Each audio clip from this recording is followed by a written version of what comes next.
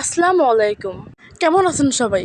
আশা করি সবাই অনেক ভালো আছেন। আমিও আলহামদুলিল্লাহ অনেক ভালো আছি। ভিডিও শুরু করার আগেই বলে রাখি যে আপনারা আমার ভিডিওটা কে কোন কোন জেলা থেকে দেখতেছেন আমাকে কিন্তু অবশ্যই কমেন্ট বক্সে জানাবেন।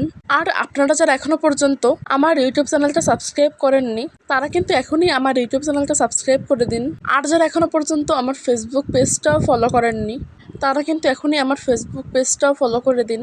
আর ভিডিওটা ভালো লাগলে কিন্তু অবশ্যই লাইক দিতে ভুলবেন না। আপনারা আমাকে সাপোর্ট করলে কিন্তু আমি আপনাদেরকে আরও নতুন নতুন ভিডিও দিতে আগ্রহ পাই। তাহলে শুরু করা যাক আজকের ভিডিও। আজকে আমি রাত্রেবেলায় কী কী রান্না করলো সেই ভিডিওটাই কিন্তু আপনাদের কাছে শেয়ার করলাম। আর আজকে কিন্তু আমার রাত্রে রান্না করেছিল দেশি বাল্লা মাছ ভুনা আর তার সঙ্গে বৈশাখ দিয়ে জাবা মাছ দিয়ে। আর আম্মু এদিকে রান্নাগুলো করার জন্য দুপাশের চুলাতেই কড়াই বসিয়ে রান্না চাপিয়ে দিছে। আর আম্মু কিন্তু এদিকে বাল্লা মাছ রান্নার জন্য পেঁয়াজ মরিচ ভেজে নিচ্ছে। পেঁয়াজ মরিচের সঙ্গে ছিল হলুদ, লবণ আর ধনে গুঁড়া। সবকিছু মশলা দিয়ে দেওয়ার পরে কিন্তু আম্মু এদিকে সবকিছু ভালোভাবে মিশিয়ে নিচ্ছিল।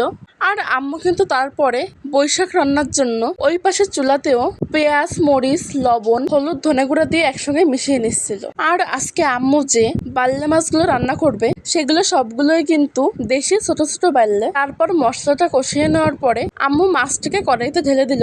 আর তারপর কিন্তু আম্মু এদিকে মাছটাকে ভালোভাবে নাড়িয়ে নিচ্ছিল। আর আপনারা কে কে বাল্লা মাছ পছন্দ করেন আমাকে কিন্তু অবশ্যই কমেন্ট বক্সে জানিয়ে যাবেন। আর আমার কিন্তু বাল্লা মাছ সবসময়ের জন্যই প্রিয়। আর আম্মু যে বাল্লা মাছটাকে এইভাবে ভুনা করে খেতে কিন্তু অনেক বেশি টেস্টি হয়।